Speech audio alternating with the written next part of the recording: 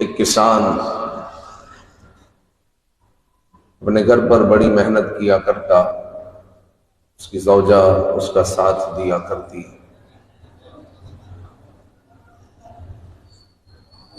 گھر میں جانور تھے، اس سے دودھ حاصل کیا جاتا، مکھن نکالا جاتا، گھی نکالا جاتا، لوگوں کو فروخت کیا جاتا،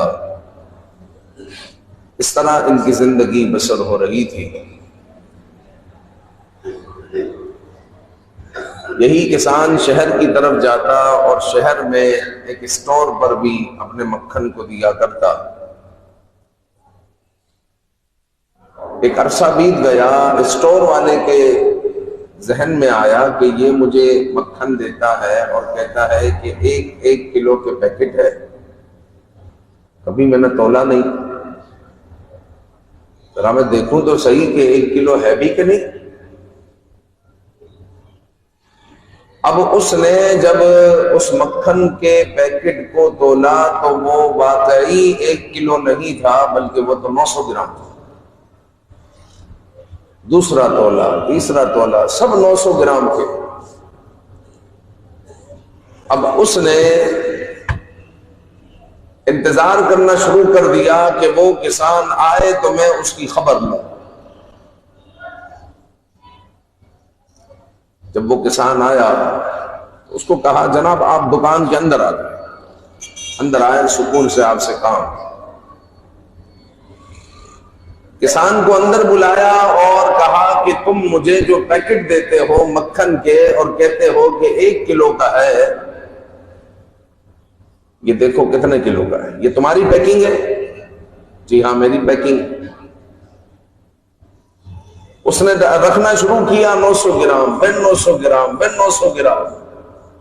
جو وہ مال لایا تھا اس کو بھی تولا تو 900 گرام۔ تو وہ دکاندار اس کو شرمندہ کرنے لگا کہ یہ تمہارا انداز ہے کاروبار کرنے کا، اپنے رزق کو حلال کر رہے ہو کہ حرام کر رہے ہو؟ وہ کسان کہنے لگا کہ صاحب جی بات یہ ہے کہ ہمیں کیا پتا کہ 1 کلو میں کتنا گرام ہوتا ہے، ہمیں تو یہ پتا ہے کہ میں آپ سے 1 کلو دال، 1 کلو چاول، 1 کلو چنے اور جناب علی 1 کلو کچھ اور 1 کلو گھی تو 1 کلو تیل لے کر جاتا ہوں، مجھے یہ پتا ہے۔ اور جب مکھن ہم تول رہے ہوتے ہیں تو جو آپ کا ثابت پیکٹ ہوتا ہے وہی ہم دوسرے پلڑے میں رکھ دیتے اور ہمارا مکھن جو ہم تول لیتے۔ تو اصل میں آج چور پکڑا گیا ہے، لیکن چور میں نہیں ہوں، چور آپ ہے۔ ڈاکو میں نہیں ہوں، ڈاکو آپ ہے۔ کہ اصل میں دھوکہ میں نے نہیں دیا، آپ نے دیا۔ تو پیارے بھائیو، آج ہمارے معاشرے کا بھی یہی حال ہے کہ ہم کہتے ہیں تو سدھر جا، لیکن یہ جو 3 انگلیاں میری طرف ہے میں سدھرنے کے لیے تیار نہیں۔ تو دھوکہ نہیں دے، تو جھوٹ نہیں بول، میں اگرچہ جھوٹ بول، جھوٹ کے بغیر چارہ نہیں۔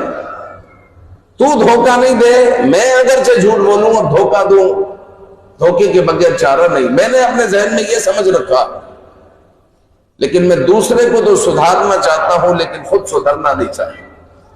یہ ہمارے معاشرے کی ایک تصویر ہے۔ تو اصلاح کا جو انداز ہو اور جو اصلاح کرنا ہے یہ نہایت اہم ضروری چیز ہے۔